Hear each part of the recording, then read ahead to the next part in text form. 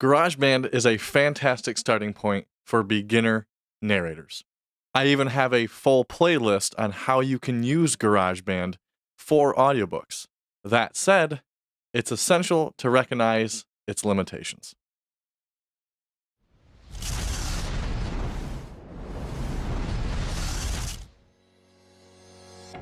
As you grow as a narrator, there comes a time that you may want to consider switching to a more advanced DAW. The question is, if you switch, will it help you create higher quality audiobooks and meet the standards of platforms like ACX? One thing that will help you get high quality is knowing what EQ frequencies to adjust to your voice and get the clarity and warmth out of your voice that you need. And if you struggle with that, then I want you to grab my narration EQ guide that will help you get that quality. You can grab this at thehomeaudioproject.com/EQ. It walks you through what frequencies to look at and then what to adjust when you get to those frequencies. Okay, today we're looking at why GarageBand is a good starter DAW for audiobooks, but may not be the best long-term solution. Here's really what it all comes down to. When choosing a DAW for audiobook production, there are a lot of factors that come into play, like the recording capabilities, editing features, the user interface and workflow, effects processing, export and delivery options, and of course, your budget. The best thing you can do is to look at the DAW that aligns with your creative process and the guidelines that you're following for whatever platform you're working for, whether that's ACX or another platform, and that the DAW offers the necessary tools for seamless audiobook production. Now, that's usually easy to do because pretty much every DAW executes the same purpose or the intended purpose. Now, from working with hundreds of narrators over the years, the biggest factor I hear about is the ease of use. Now, anyone can learn any DAW, but if it's too complicated even after the first couple of days of trying to get used to it, it's probably not going to work out long term because you'll end up too frustrated. I plan on putting out more videos that showcase different DAWs in the narration journey, so definitely keep an eye out for the channel for those. If you want to see punch and roll recording in Pro Tools, of course, Logic, Audacity, Studio One, more on EQ, compression, and all of the other tools that give you that published ready sound. So if you haven't subscribed, go ahead and do that now. Now, before we talk about the pitfalls, let's give credit where credit is due. GarageBand is an excellent entry point for beginners. It's user-friendly, comes pre-installed on Apple devices, and provides a solid foundation for basic audio recording and editing. And for first-time users, it offers a very easy learning curve, making it accessible to those just starting out in the world of audiobook production. But we do have to talk about GarageBand and its limitations because while it's user-friendly and a great start for beginners, it falls short in some critical areas for professional narrators. The first thing that may come to mind for you, if you're in the PC world or the Windows world, is that it's not for you.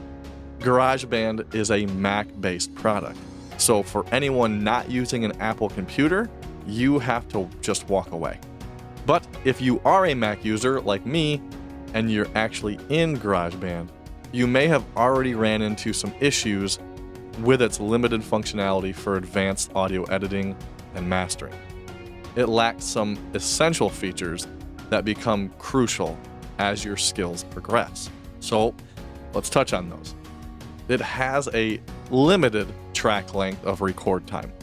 On every track you record on, it has a limit of 72 minutes, and this is only if you set GarageBand's BPMs to 40 BPM, because GarageBand doesn't record in minutes and seconds. It's a music-based DAW, so it measures track length in beats per minute. Now, not every book has a chapter that's 72 minutes long, but it can happen, and if this is a book that you're working on, then plan on splitting the chapter up onto different tracks to get it finished.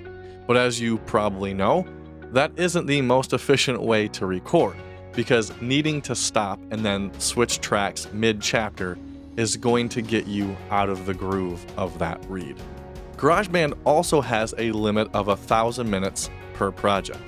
Now, 1,000 minutes is 16.5 hours of audio, so that is a lot of time. But if you stick with it long term, and then you finally took on a book that is that epic 18-hour fantasy, you're not doing it in GarageBand unless you want multiple project files for one book, which seems a little ridiculous. And then digging deeper, GarageBand also struggles when it comes to managing large project files. So you may notice a lot of lag once you start recording longer books over time. GarageBand also struggles when it comes to editing features, and that can become a big bottleneck, making the editing process tedious and really time-consuming.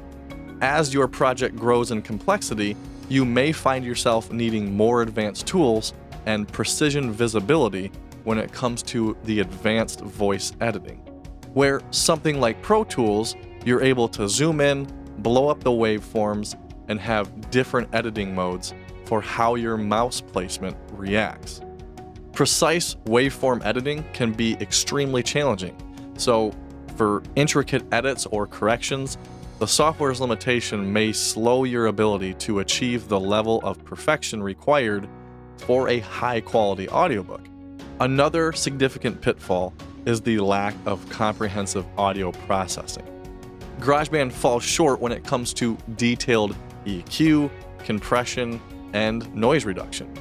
Those are pretty crucial elements for producing professional-sounding audiobooks. Now, you can always add free and paid plugins using the Audio Units menu, but if you're going to upgrade the tools so that you can have precision, which could end up costing you hundreds or thousands of dollars, you're probably better off getting a better DAW that has those same tools and the power to back it up.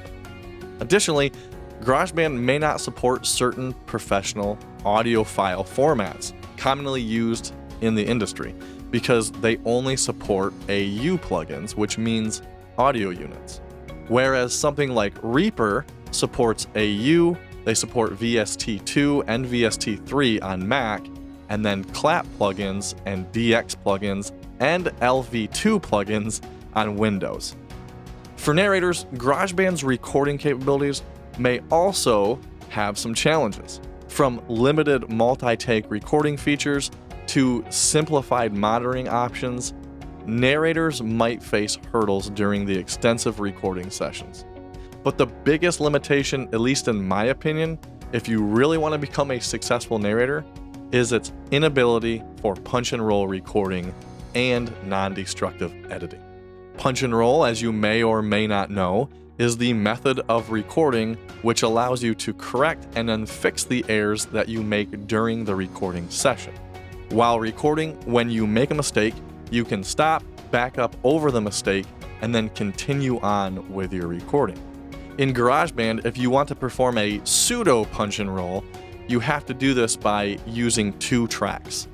Using one as a chapter/playback track, and then the second track as your recording track. Constantly dragging the finished audio to the playback track after you get good takes. Again, that's just a very tedious way to work and really not efficient at all. Non-destructive editing allows you to pull back a piece of audio that you may want to keep, or if you accidentally recorded over something, that way you can always pull it back in. GarageBand doesn't let you do that. Once you record over it, the original take is literally gone forever. If you're serious about producing audiobooks, it's time to explore some upgrade options.